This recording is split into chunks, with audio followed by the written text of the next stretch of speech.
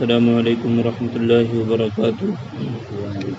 الحمد للہ رب العالمین والصلاة والسلام علی سید المرسلین وعلی آلہ واصحابہ اجمعین، اما بعد، فاعوذ باللہ من الشیطان الرجیم، بسم اللہ الرحمن الرحیم، اطیعوا اللہ واطیعوا الرسول، صدق اللہ العظیم۔ درود پاک پڑھ لیجیے۔ اللہم صلی علی سیدنا و شفیعنا مولانا محمد بارک وسلم، صلو علیہ صلاۃ و سلام علیک یا رسول اللہ صلی اللہ تعالی علیہ وسلم۔ آج کی جو حدیث پاک ہے اس کا موضوع ہے غصے سے ممانعت اور غصے سے پرہیز۔ عن ابی ہریرہ رضی اللہ تعالی عنہ ان رجلا قال للنبی صلی اللہ علیہ وسلم اوصینی قال ولا تغضب فردد مرارا قال لا تغضب، رواہ البخاری۔ حضرت ابو ہریرہ رضی اللہ تعالیٰ عنہ سے روایت ہے کہ ایک شخص نبی کریم صلی اللہ علیہ وسلم کی بارگاہ میں آیا اور اس نے کہا کہ حضور مجھے وصیت فرمائیے۔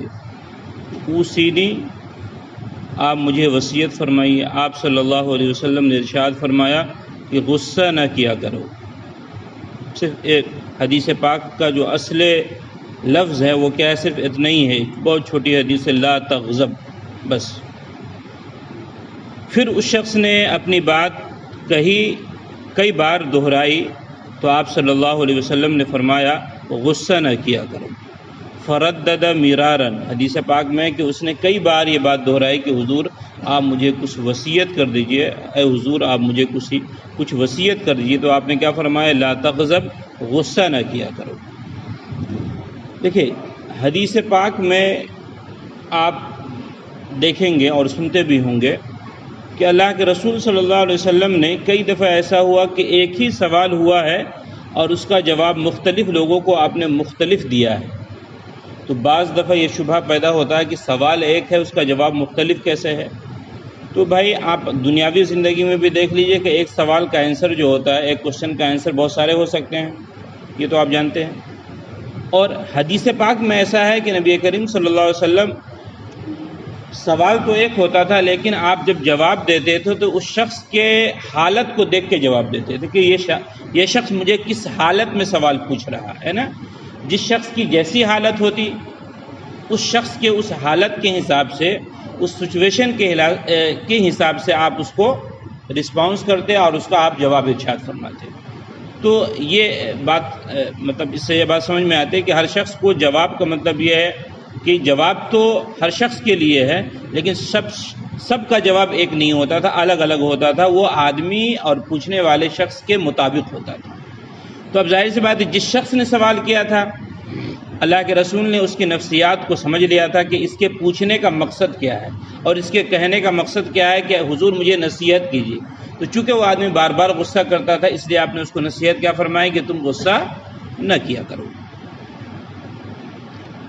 اب ہمیں ایک چیز سمجھنا ہے کہ غصہ کسے کہتے ہیں، یہ ایک سمجھنے کی چیز ہے۔ تو لفظی اعتبار سے میں آپ کو بتاتا ہوں غصہ کیا ہے کہ انسان جوش انتقام میں دل کے اندر جو خون کھولتا ہے، اس کھولنے والے خون کو غصہ بولتے ہیں۔ یہ لفظی اعتبار سے ایک تعریف ہوئی۔ اور نبی کریم صلی اللہ علیہ وسلم نے سائل کو یعنی پوچھنے والے کو بار بار غصہ نہ کرنے کی تاکید فرمائی ہے، جس سے معلوم ہوتا ہے کہ غصہ ہر برائی کی جڑ ہے اور غصے سے بچنا ہر نیکی کی اساس اور بنیاد ہے نا۔ یعنی انسان اگر غصے سے بچ گیا تو وہ ہر برائی سے بچ سکتا ہے، ہر طرح کی جو کمیاں اور کوتاہیاں ہیں اس سے بچ سکتا ہے۔ اس لیے اللہ کے رسول نے فرمایا کہ غصہ سے بچنا ہی یہ اصل بنیاد ہے، اصل جڑ ہے۔ اگر انسان جو غصے سے بچ گیا گویا کہ تمام طرح کی برائیوں سے بچ گیا۔ غصہ ہی کی بنا پر کتنے سوسائٹی کے اندر اور معاشرے کے اندر کیا ہوتا ہے؟ گالی گلوچ ہوتی ہے، تہمت لگاتے ہیں، ایک دوسرے پہ الزام لگاتے ہیں، ایک دوسرے کو بلیم کرتے ہیں، قطعی تعلق یعنی ریلیشن جو ہے وہ بریک اپ ہو جاتے ہیں بہت ساری غصے کی وجہ سے۔ طلاق جیسی جو چیزیں ہیں، خلا جیسی چیزیں ہیں، ناحق قتل اور خون، یہ تمام چیزیں کہیں نہ کہیں غصے کے نتیجے میں ہوتی ہیں۔ تو انسان اگر غصے پہ کنٹرول کر لے، غصے کو دبا لے، غصے کو پی جائے، تو بہرحال بہت ساری برائیوں سے انسان بچ سکتا ہے۔ نبی کریم صلی اللہ علیہ وسلم کا فرمان دو عظیم باتوں پہ مشتمل ہے۔ اگر اس میں آپ غور کریں تو دو عظیم باتیں ہمیں اور دو اہم باتیں ملتی ہیں۔ نمبر ایک، اسباب کو اختیار کرنے کا حکم دیا گیا کہ اسباب کو اختیار کرنا چاہیے، جو وسائل ہے۔ اب بھئی اللہ تو ہر چیز پہ قادر ہے، ان اللہ علی کل شیء قدیر۔ اللہ چاہے تو بغیر باپ کے اور ماں کے بچے، بغیر باپ کے بیٹے کو پیدا کر سکتا ہے، بچے کو پیدا کر سکتا ہے، ایسا ہے بھی۔ لیکن اللہ نے ایک سنت جاری فرمایا کہ شادی ہوگی، پھر اس کے ذریعے جو بچے پیدا ہوں گے، ایک طریقہ ہے، سنت رسول ہے نا۔ لیکن اللہ اس کے باوجود، یعنی بغیر انسان کے، بغیر مرد کے بھی چاہے تو بچہ پیدا کر سکتا ہے، اور ایسا ہوا ہے نا۔ تو لیکن اسباب کو اختیار کرنے کا حکم دیا گیا ہے۔ دوسری چیز یہ ہے کہ بہتر اخلاق کرنے کی مشق کا پتہ چلتا ہے اس حدیث پاک سے کہ ہمیں بہتر اخلاق اپنانے چاہیے، ہے نا۔ بہتر اخلاق کا مطلب کیا ہے کہ سچ بولنا چاہیے، جھوٹ سے پرہیز کرنا چاہیے، غصہ کو پی جانا چاہیے، بلا وجہ کہ غصہ نہیں کرنا چاہیے، صبر کرنا چاہیے، تحمل کرنا چاہیے، بردباری کرنی چاہیے، نفس پہ کنٹرول کرنا چاہیے۔ یہ تمام باتیں کہیں نہ کہیں یہ اس حدیث پاک سے ہمیں سمجھ میں آتی ہے۔ اور اپنے قولی اور فعلی دونوں چیزوں پر کنٹرول کرنا چاہیے، یعنی قول کے اعتبار سے بھی، اپنی زبان پہ بھی، جیسا کہ کل کی گفتگو میں آئی تھی کہ زبان پہ بھی کنٹرول ہونا چاہیے اور عمل میں بھی کنٹرول ہونا چاہیے، ہے نا۔ فوراً ہاتھ نہیں اٹھانا چاہیے، فوراً کسی کو اپنے جسم سے تکلیف نہیں دینی چاہیے۔ یہ تمام باتیں سمجھ میں آتی ہے۔ دوسری چیز یہ ہے کہ غصہ آ جانے کے باوجود اس کے تقاضے پہ عمل نہیں کرنا چاہیے۔ ایک تو یہ ہے کہ پہلی بات اللہ کے رسول نے یہ فرمایا کہ اسباب کو اختیار کرنا چاہیے، جس کے اندر بہت ساری باتیں میں نے آپ کو بتائی۔ دوسری چیز یہ ہے کہ غصہ آ جانے کے باوجود اس کے تقاضے پہ عمل نہیں کرنا چاہیے۔ تقاضے کا مطلب کیا ہے کہ غالباً انسان کو غصہ کی قدرت نہیں ہوتی ہے، البتہ غصہ کے تقاضوں کو روکنے کی اسے بہرحال قدرت ہوتی ہے۔ لہٰذا ان تمام اقوال یا اعمال سے پرہیز کرنا ضروری ہے جس پر انسان کو غصہ آمادہ کرتا ہے نا۔ غصہ جن چیزوں پہ آمادہ کرتا ہے ان سے ہمیں پرہیز کرنا چاہیے۔ اسلامی شریعت نے انہیں حرام قرار دیا ہے، یعنی غصہ نہیں کرنا چاہیے۔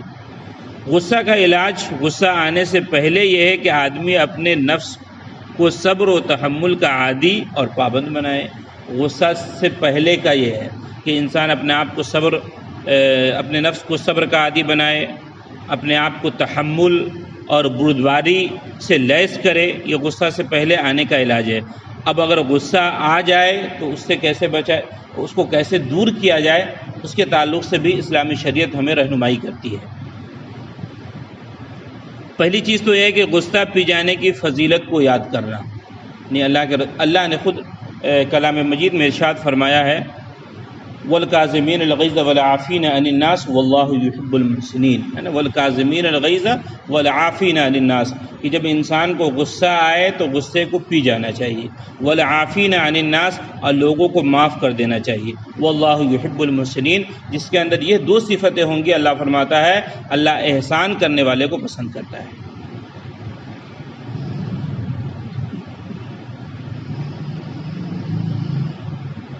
حدیث میں ہے، ایک حدیث دیکھو مجھے یاد آ رہی کہ حدیث میں اس طرح کی حدیث آئی ہے کہ پہلوان شخص وہ نہیں ہے جو لوگوں کو پچھاڑ دے۔ پہلوان شخص، میں حدیث کا مفہوم بتا رہا ہوں کہ پہلوان شخص وہ نہیں ہے جو لوگوں کو پچھاڑ دے۔